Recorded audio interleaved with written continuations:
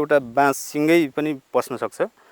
अनि के अनुमान गर्न सकिन्छ भने यो भित्र अझै पनि के अन्डरग्राउन्ड थियो कि।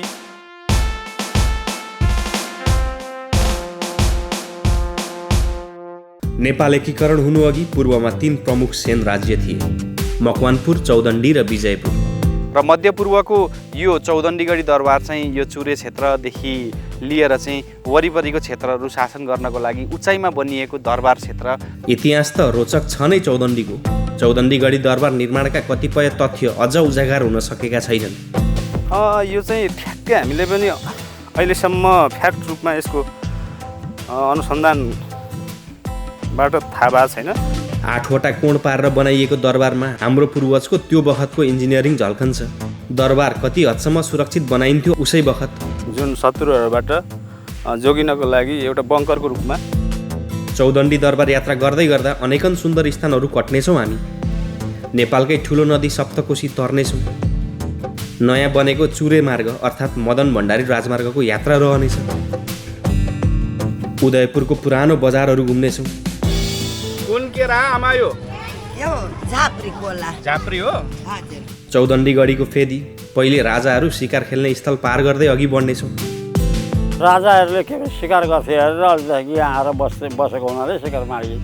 ल है त आज चौदण्डीगढी दरबारको यात्रा गरौँ, ठाउँहरू घुमौँ र लुकेको तथ्यहरू हेरौँ।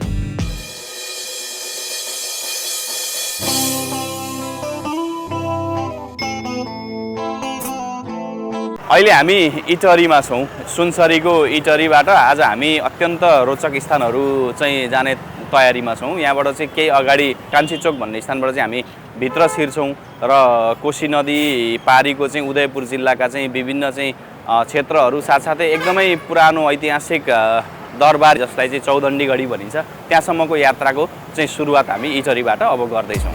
इटरीको प्रमुख चोक निकै व्यस्त रहन्छ। सवारीको चाप नियन्त्रण गर्न ट्राफिक बत्ती प्रयोग सुरु भइसकेको छ हाल यहाँ। हामी इटरीबाट अझ पश्चिम बढ्दैछौँ। कान्छी चोकसम्म मात्र प्रयोग हुनेछ यो महेन्द्र राजमार्ग आज। करिब 5-10 मिनटमा कान्छी चोक पुग्यौँ र यहाँबाट हामी महेन्द्र राजमार्ग छोडेर उत्तरतर्फको अर्को बाटो लिएर अघि बढ्नेछौँ। यो कान्छी चोकबाट चतारातर्फ जाने मार्ग गुणस्तरीय कालोपत्रे छ।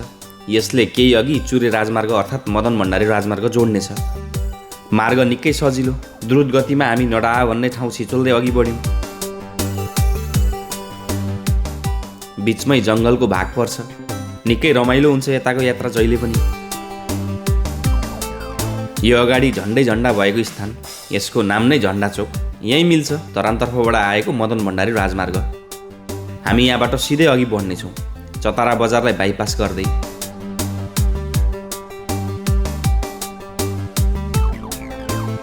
केही अघि बढेपछि कोशी किनार पुग्यो। सहरीकरण हुँदैछ कोशी पुल नजिकको यो क्षेत्र। हाल यता पनि पेडा पसलको साम्राज्य जम्दै गरेको देख्न सकिन्छ।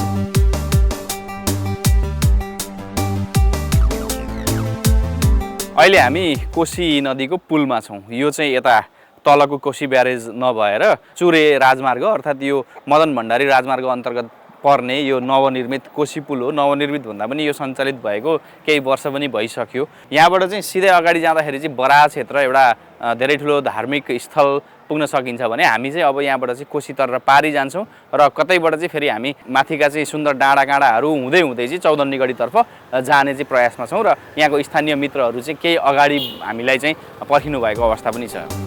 यो सप्तकोशीमा बनिएको पुल सुनसरी र उदयपुर जिल्ला जोड्छ यसले। यो सप्तकोशी नदी हेर्दा सानो नमान्नु होला, यो नेपालकै ठुलो नदी हो।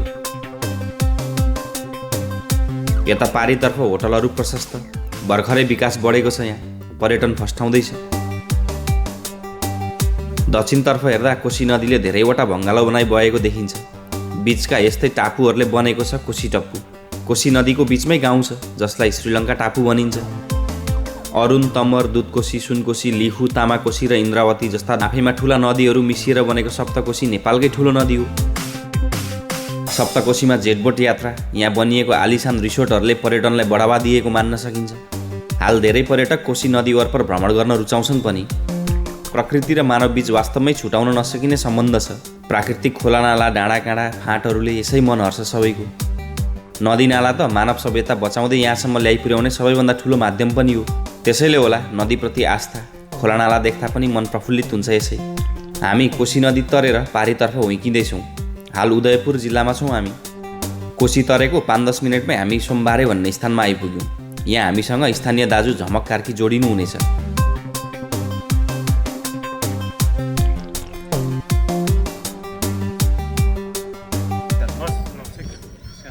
वेलकम हाम्रो बेलागा नगरपालिकामा। ल वेलकम, एकदमै धेरै ह्याप्पी सर तपाईँसँग भेटघाट हुनु पाएकोमा। म एकदमै खुसी छु सर, एकदमै आभारी छु सर। तपाईँको भिडियोहरू म धेरै हेर्छु पूर्व भिलेज। झमक दाजुले हामीलाई अब उदयपुरका विभिन्न ठाउँहरू घुमाइदिनु हुनेछ। सुरुमै हामी बोप्ताङ डाँडातर्फ उक्लने भन्यौँ। सोमबारेबाट नै बोप्ताङतर्फको बाटो छुट्दो रहेछ। माथि डाँडामा चढेर कोशीका दृश्यहरू निहाल्न सायद रमाइलो हुन्छ होला। बाटो कालोपत्रे नै रहेछ। हामी मोटरसाइकलमा अघि बढ्यौँ। पहिले नजिकका ठाउँहरू घुम्दै अन्त्यममा चौदन्नीगढी दरबार पुगिने रहेछ आजको झमक सरको योजना। बाटोबाटै कोशीका दृश्यहरू हेर्न पाइयो।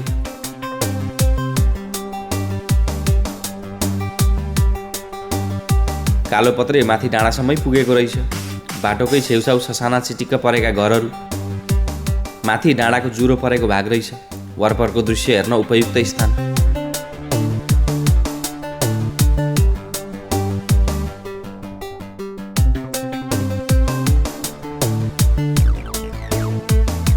मदन भण्डारी राजमार्ग अन्तर्गत पर्ने सोमबारे बजारबाट करिब 10 मिनट जति हामी माथि उचाइ चढिसकेपछि चाहिँ यो बोप्ताङ डाँडामा आउन सकिन्छ।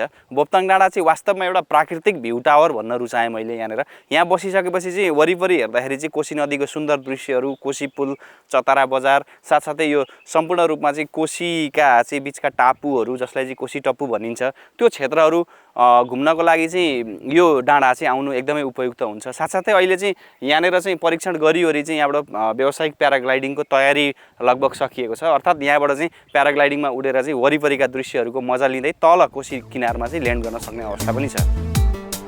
बोप्ताङ डाँडाको जुरो परेको यो ठाउँको अग्रभागमा उभिएर कोशी नदी, कोशीले बनाएको टापु, चतरा बजार र तलका फाँटहरू आफ्नै आँखा अघि देख्न पाइने रहेछ। हामी निकै रमायौँ यो स्थान आइपुग्दा।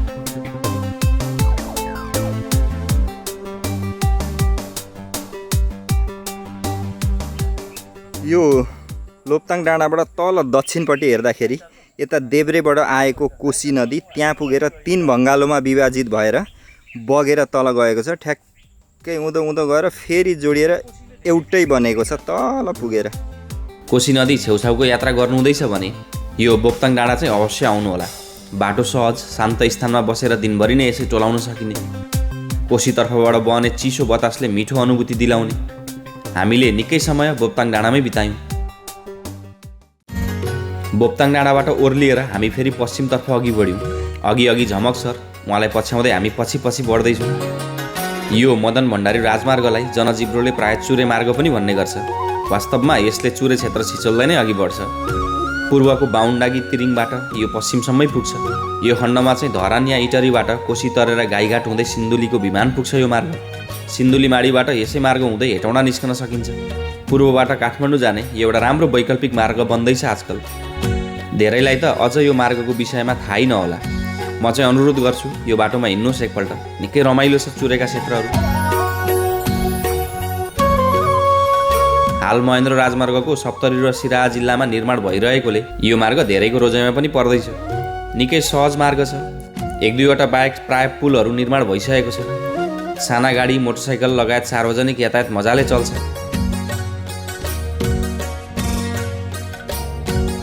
बाटो सहज छ, खाली हुन्छ मार्ग। सवारीको गति चाहिँ धेरै बढिहाल्छ। हामी रामपुर बजार छिर्यौँ हाल। यो भेगको प्रमुख बजार हो रामपुर। अहिले द्रुत गतिमा विकास हुँदै सहरीकरणतर्फ अग्रसर। वास्तवमा यो मदन भण्डारी राजमार्ग बनेपछि यसले छोएर जाने भेगमा वात्तै सहरीकरण बढेर गएको देख्न सकिन्छ। मार्ग भर्खरै सञ्चालन भएकाले नयाँ सहरहरू बनिने क्रम पनि चल्दैछ।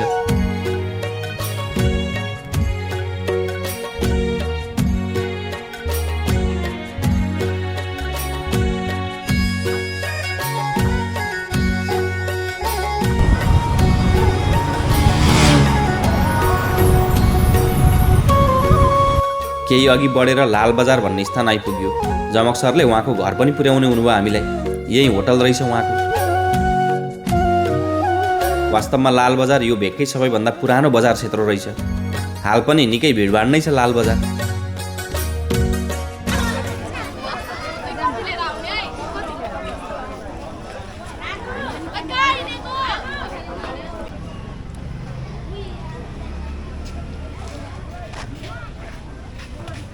कुन केरा आमा यो यो झापरी कोला झाप्री हो? हजुर दाना हुन्छ भित्र?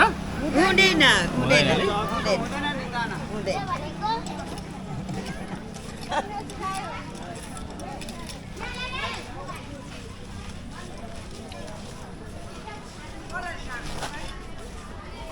यो लाल बजार भन्ने ठाउँ चाहिँ कस्तो हो भनेदेखि यो चाहिँ पहिला चाहिँ सुरुमा चाहिँ यहाँ चाहिँ मान्छेहरू एक राति बजार जस्तो रातिको बजार लाग्थ्यो, मेला लाग्थ्यो र महिनामा 2 चोटि औँसी र पूर्णिमा त्यसो लाग्दा लाग्दै यहाँ चाहिँ एउटा बस्ती बस्यो। बस्ती बसेपछि यो गाउँै अहिले चाहिँ के छ भन्नुहुन्छ भने चाहिँ ओइलानी हो। तर अहिले यो ओइलानी भए पनि मान्छेको बस्ती बढिसकेपछि यो बाटोघाटो बढिसकेपछि अहिले सबै मान्छेहरूले चाहिँ जग्गा किनेर यहाँ घर बनाउनेको अहिले तीव्र विकास भइरहेको छ। ल अहिले यो ठाउँमा मान्छे जनघनत्व बढिरहेछ। पहिला चाहिँ यो ठाउँमा यस्तो अहिले यस्तो झुरुपमा घर थिएन। यहाँ चाहिँ साना झुप्रीहरू जस्तै झुप्रीहरूमा मान्छेहरूले रक्सी बेच्थे, त्यसपछि आएर जाँड बेच्थे, रोटी पोल्थे। त्यसपछि यहाँ रातिको बजार लाग्थ्यो, यहाँ राति झै झगडा हुन्थ्यो प्रत्येक 15 दिनमा। पछि चाहिँ मान्छेको विकास हुँदै गइसकेपछि मान्छेको जनघनत्व बढ्दै गइसकेपछि अनि यहाँ चाहिँ होइन यसरी अब 15 दिनमा एक दिन बजार होइन, सुरक्षा या झै झगडा भएको कारणले गर्दा हप्ताको मङ्गलबार बजार लाउने र यो बजारमा चाहिँ अब दिउँसो मात्रै लाउने, राति नलाउने भनिसकेपछि अनि त्यसरी बजारको विकास हुँदै आएर अहिले प्रत्येक हप्ताको मङ्गलबारको दिन बजार लाग्छ। सानो घर मेरो घरै हो, सानो व्यवसाय पनि छ यस्तो छाता होटल भनेर छ। यो छाता होटल राख्नुको कारण पनि के हो भनेदेखि म्याडमले पहिला चाहिँ यो सबभन्दा पहिला लाल बजारमा यो छाता राखेर यो टेबल राखेर चाहिँ यहाँ सानो थुक्पा चाउमिन बेच्दै मान्छेहरूले चाहिँ यसलाई छाता नै भन्न रुचायो, छाता होटलै भने। त्यही भएर मैले छाता यो होटलकै छाता नाम चाहिँ होटलकै छाता होटलै राखेर चाहिँ मैले व्यवसाय सुरु गरेँ। लाल बजारबाट अझ पश्चिम बढियो। दिन घमाइलो छ, मौसम खुलेकै छ आज। उत्तरतर्फ डाँडाहरू छन्। तिनै डाँडामध्ये कुनै एकको टुप्पोमा अवस्थित छ चौदण्डी दरबार क्षेत्र। हामी यहीँ अघि कतैबाट उत्तर बढ्नेछौँ अब।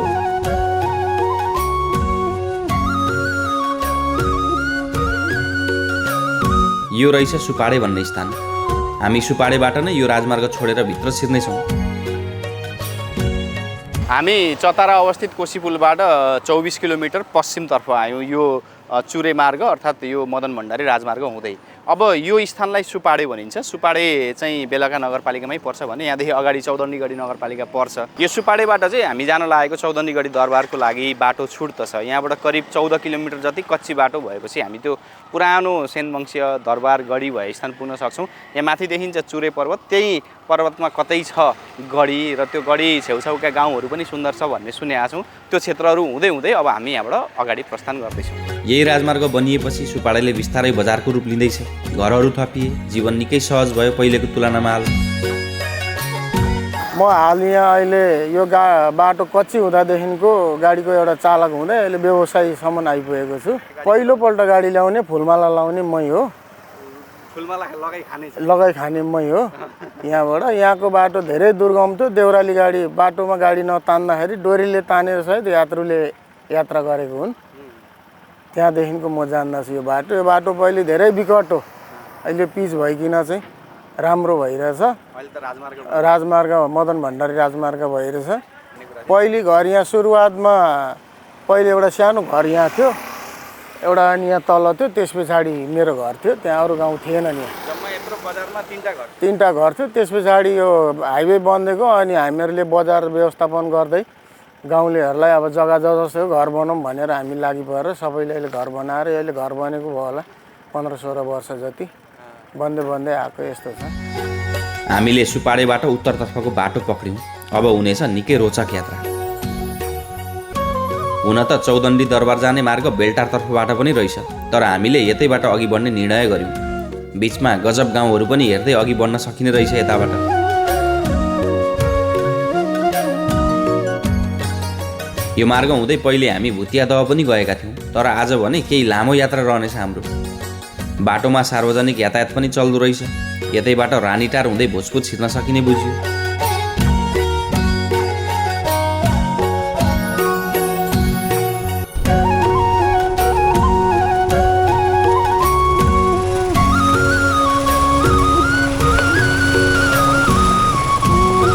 फाइबर इन्टरनेट र आइपिटिभी भनेकै web surfer web surfer web surfer web surfer web surfer web surfer. बीचका खोलानालामा पुल बनिसकेको छैन रहेछ, तर हाल मोटरहरू सहजै चलिरहेको अवस्था देखिन्छ।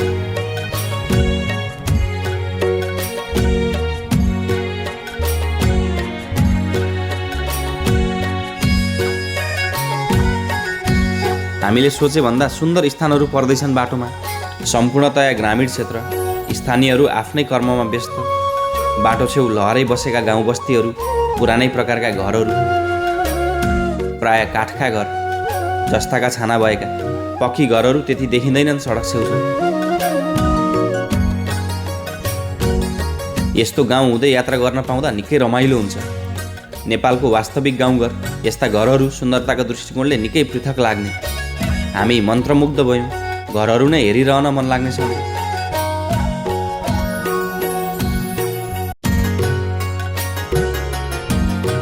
यी घरहरू प्राय 40 सालदेखि 50 साल ताका बनिएका रहेछन्।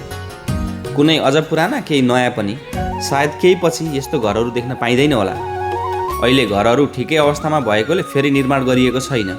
अब पछि त यी घरहरू जीर्ण भए पश्चात सायद सिमेन्टेड बनिन्छन् सबै। सधैँ यस्तै गाउँघर देख्न पाइए त रमाइलो हुन्थ्यो होला। तर मानवीय आवश्यकताले नै आधुनिकता निम्त्याउने तथ्य पनि बिर्सन मिल्दैन।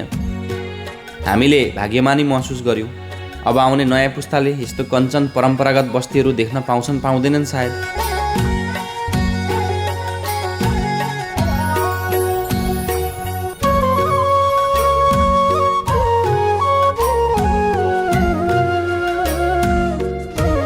यात्राकै क्रममा यस्तो ठुलो सपाट भूमि देखियो।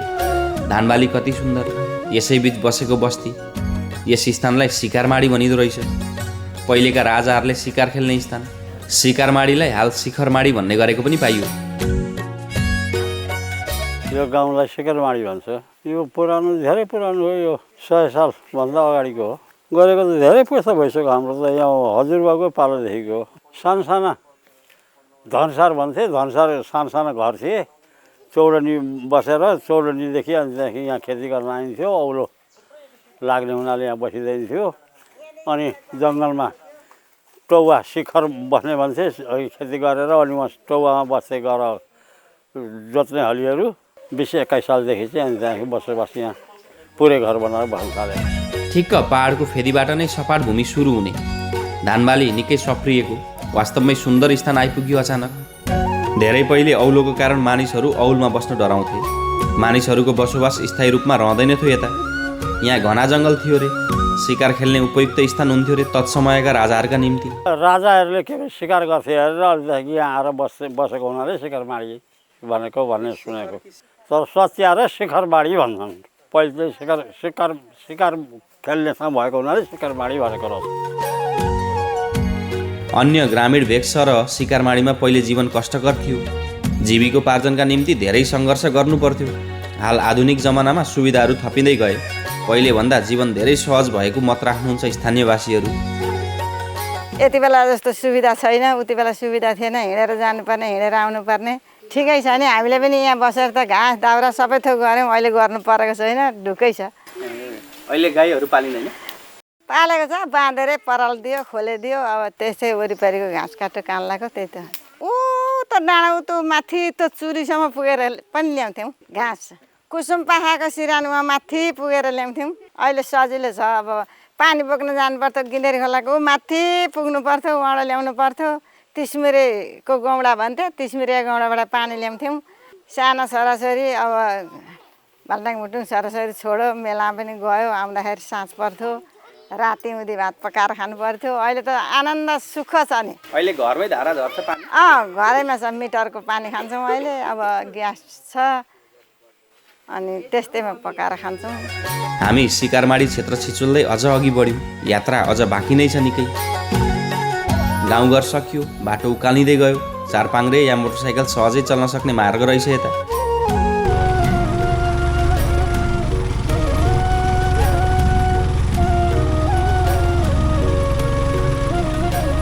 झमक सर अघि उहाँलाई नै पछ्याउँदै हामी क्रमशः उकालो चढिरह्यौँ।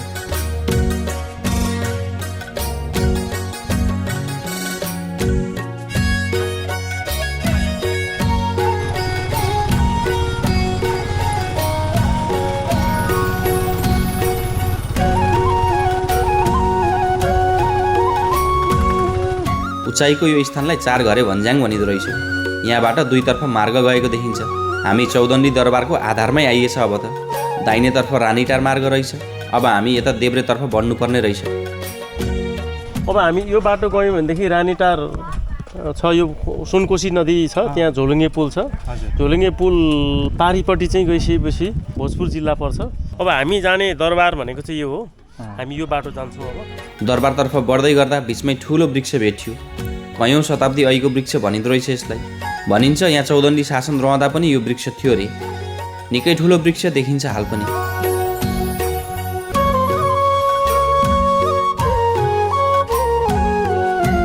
दरबार कता हो?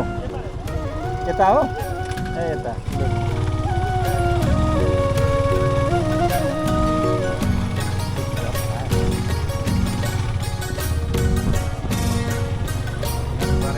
निकै गजब तवरले घेराबारा गरिएको स्थानभित्र पुरानो संरचनाको अवशेष देखियो। चौदण्डीगढी दरबार क्षेत्र।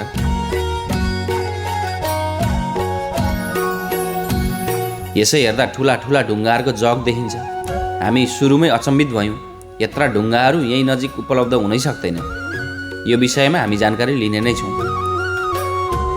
हामीलाई सुपाडेबाट यो चौदण्डीगढी दरबार क्षेत्र आइपुग्नलाई मोटरसाइकलमा करिब 1-1.5 घन्टाको समय लाग्यो। बाटो त्यस्तो अप्ठ्यारो थिएन, कच्ची बाटो, तर पनि सहज बाटो हामीले सजिलै यहाँसम्म आउन सक्यौँ।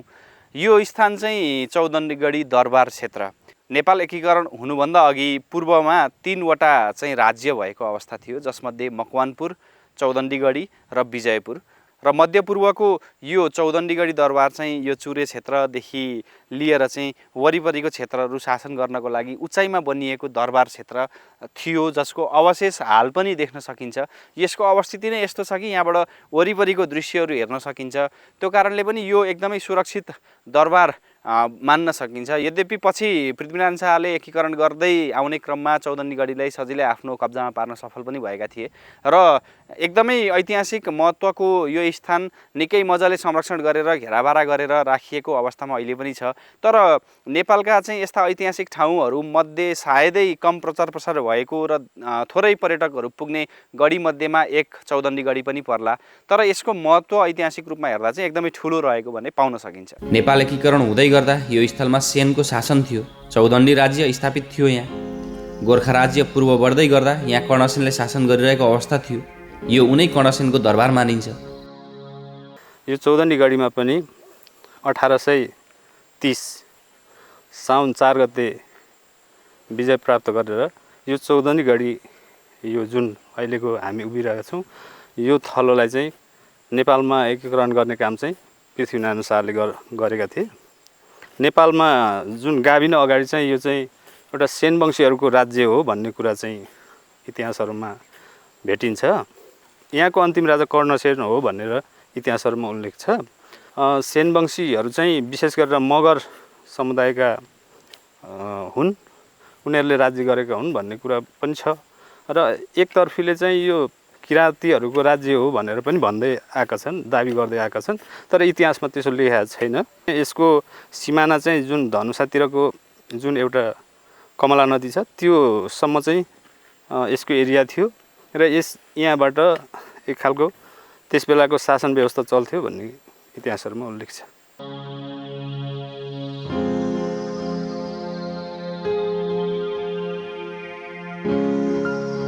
अन्यत्रका दरबार अवशेष भन्दा पृथक यहाँको दरबारको आधारमा 8वटा कोण देख्न सकिन्छ। दरबारको स्वरूप कस्तो रोचक थियो होला, 8वटा कोणको आधार भएको। दरबार बनाउन आवश्यक ढुङ्गाहरू यतै नजिकका पक्का होइनन् पनि। भनिन्छ ढुङ्गाहरू तलबाट बने कोशीको तटीय क्षेत्र र तराईका भूभागहरूबाट ल्याइएको हो। यहाँको ढुङ्गाहरू मानिसले बोकेर ल्याउन मुस्किलै पर्छ। त्यो बखत कसरी ल्याइयो त ढुङ्गा यो विषयमा पनि बुझी हेरौँ। हामीले थाहा पाउँदादेखि यो अहिलेको स्थितिभन्दा पनि यो अझै भत्किएको अवस्थामा थियो। पछि केही पुनर्निर्माणहरू गरेर अलिकति यसलाई स्वरूप दिने कामहरू गरिएको छ। बुढापाकाहरूबाट बुझेअनुसार चाहिँ ढुङ्गे डाँडा भन्ने ठाउँ छ। अनि अर्को छ यता तल्लो भूभागतिर जुन मधेसको तल्लो पाटो छ त्यो भूभागहरूबाट ल्याइएको भन्ने कुरा पनि छ। र योसँग यो ढुङ्गा हेर्दाखेरि पनि मान्छेबाट बोक्ने स्थितिको छैन। त्यस बेला चाहिँ विशेष गरेर हात्तीहरूको सहायता लिएर चाहिँ यो ढुङ्गाहरू चाहिँ ल्याइएको हो र यो खोप्ने काम निर्माण गर्ने काम चाहिँ त्यस बेला मान्छेहरूले नै हातले बनाएको भन्ने कुराहरू किंवदन्तीहरू छ। जागिरमान सरले हामीलाई दरबारको मध्य भागतर्फ लिएर जानुभयो। यहाँभित्र हेर्न लायक निकै अद्भुत कुराहरू पनि रहेको पाइयो।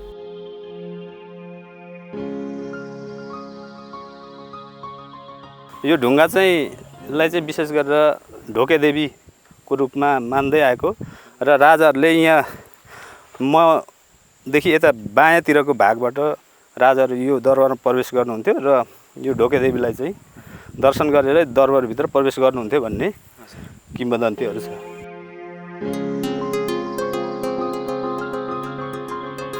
यो चाहिँ ठ्याक्कै हामीले पनि अहिलेसम्म फ्याक्ट रूपमा यसको अनुसन्धानबाट थाहा भएको छैन। हामीले चाहिँ के अनुमान गर्न सकिन्छ भने पुरानो समयमा त्यस बेलाको कि यो ओखल हो कि यसलाई एउटा पिलर राख्ने एउटा सहायता लिने ढुङ्गाको रूपमा चाहिँ यो ओखलहरू जस्तै छन्। यी पर्खालहरू बार लगाएको छ। यो बार लगाएकोदेखि यतातिरको अलिक गहिरो भाग छ। यो चारैतिर वरिपरि छ। यसलाई चाहिँ विशेष गरेर त्यस बेला खावा भन्थ्यो र अहिले पनि खावै भन्ने छ। यो चाहिँ अहिलेको आधुनिक उसमा चाहिँ हेर्दाखेरि यो जुन शत्रुहरूबाट जोगिनको लागि एउटा बङ्करको रूपमा खनिएको हो कि भन्ने आकलन गर्न सकिन्छ। यो पर्खालमा एउटा प्वाल छ। यो अहिलेको यसो हेर्दाखेरि आधुनिक घरहरूको अनुमान गर्दाखेरि यो भेन्टिलेसन जस्तो देखिन्छ। तथापि यहाँबाट धेरै यो लामो प्वाल छ। यो एउटा बाँस सिङ्गै पनि पस्न सक्छ। अनि के अनुमान गर्न सकिन्छ भने यो भित्र अझै पनि के अन्डरग्राउन्ड थियो कि यो अहिलेको माथिको भूभागभन्दा मुनि चाहिँ अन्डरग्राउन्ड थियो कि भन्ने कुराहरू पनि अनुमान गर्न सकिन्छ। अहिले चाहिँ जस्तो कुनै निकायले यो भित्र खोतलेर हेरेको त्यस्तो छ कि छैन? पुरातत्व विभागबाट पटक पटक त आउनुहुन्छ, तर यसको विशेष गरेर अहिले उत्खनन गर्ने कार्यहरू चाहिँ गरिएको छ। चौदण्डीगढी दरबार ठिक्क पानी ढलोको चुचुरोमा अवस्थित छ, अर्थात् डाँडाको टुप्पामा। यहाँबाट वरिपरि चारैतिर अवलोकन गर्न सकिन्छ। पहिले शत्रुहरूलाई निगरानी गर्न र युद्ध गर्न सहज हुन्थ्यो रे यस्तो स्थानहरू। चौदण्डीगढी पनि समुद्र सतहदेखि करिब 1030 मिटरको उचाइमा अवस्थित छ। र त्यस बेला विशेष गरेर शत्रुहरूसँग यो उच्च ठाउँमा रहिसकेपछि बच्न सकिन्छ भन्ने अवधारणाले चाहिँ यो बनाइएको हो भन्ने एक खालको आकलन गर्न सकिन्छ। योभन्दा अलिक मुनि चारगरे भन्ने गाउँ छ। त्यहाँदेखि अलिकति माथि चढेपछि त्यहाँ फुर्केगढी भन्ने छ। यो गढीसँगै त्यो फुर्केगढी पनि इतिहाससँग जोडिएको छ। त्यो फुर्केगढी चाहिँ विशेष गरेर यहाँको राजाहरूको सैनिकहरू चाहिँ त्यो फुर्केगढीमा बस्थे भन्ने एक खालको छ भने, अर्को इतिहासहरूमा रानीहरू चाहिँ विशेष गरेर रजस्वला हुँदाखेरि चाहिँ त्यो ठाउँमा लगेर सुरक्षित राख्ने एक खालको चलन पनि थियो भन्ने कुरा छ।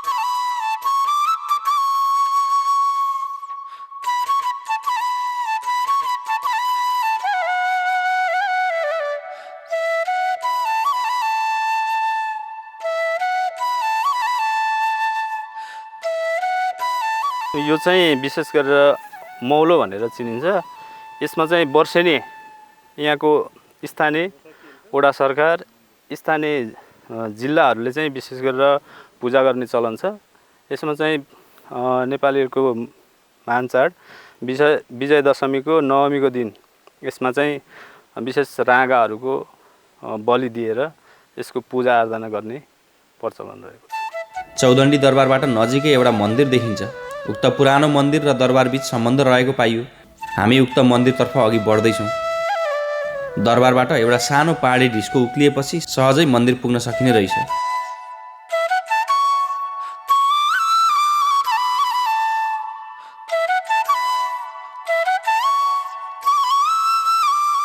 उदयपुर जिल्लाकै प्रमुख धार्मिक स्थलको रूपमा रहेको यो चौदण्डी गढीसँगै जोडिएको इतिहाससँगै जोडिएको यो विशासय कालिका मन्दिर हो। यसमा चाहिँ विशेष गरेर यो यहाँ पूजाआजा गर्नको लागि टाढा टाढाबाट भक्तजनहरू आउनुहुन्छ। यहाँ पूजाआजा गर्दा र भाकल गर्दाखेरि चाहिँ आफ्नो मनोकाङ्क्षा पुरा हुने एक खालको जनविश्वास छ। यो चाहिँ विशेष गरेर राजाले त्यसबेला आफ्नो इष्टदेवताको रूपमा आफ्नो कुलदेवताको रूपमा स्थापित गरेर त्यसबेला पूजापाठ गर्ने प्रचलन रहँदै आएको भन्ने कुरा किम्वदन्तीहरू छ। चौदण्डी दरबार नेपाल एकीकरणको इतिहाससँग जोडिएको एउटा प्रमुख धरोहर पक्का हो। दरबार क्षेत्रलाई सुरक्षा गर्ने प्रयास सराहनीय छ, तर यतिकै महत्त्वपूर्ण अन्य धरोहर समान यहाँ पर्यटकको उपस्थिति खासै देखिँदैन। यो पहिलेको विकट स्थल हाल सडकले जोडिसकेको छ। प्रवर्धन गर्न सके यो ऐतिहासिक स्थलले धेरै पर्यटकहरू अवश्य आकर्षण गर्न सक्छ। दरबार नजिकै सुविधा सम्पन्न होटल लजहरू खुल्न चाहिँ आवश्यक देखियो। प्राकृतिक रूपमा पनि उत्कृष्ट यो स्थल पक्का पनि पर्यटकको रोजाइमा पर्ने नै छ। आजको श्रृङ्खलाबाट म सचिन नेउपाने सहित सबै टिम बिदा माग्छौँ। भिडियोको अन्त्यसम्म रहनु भएकोमा सबैलाई धन्यवाद। नमस्कार। फाइबर इन्टरनेट र आइपिटिभी भनेकै web surfer web surfer web surfer web surfer web surfer web surfer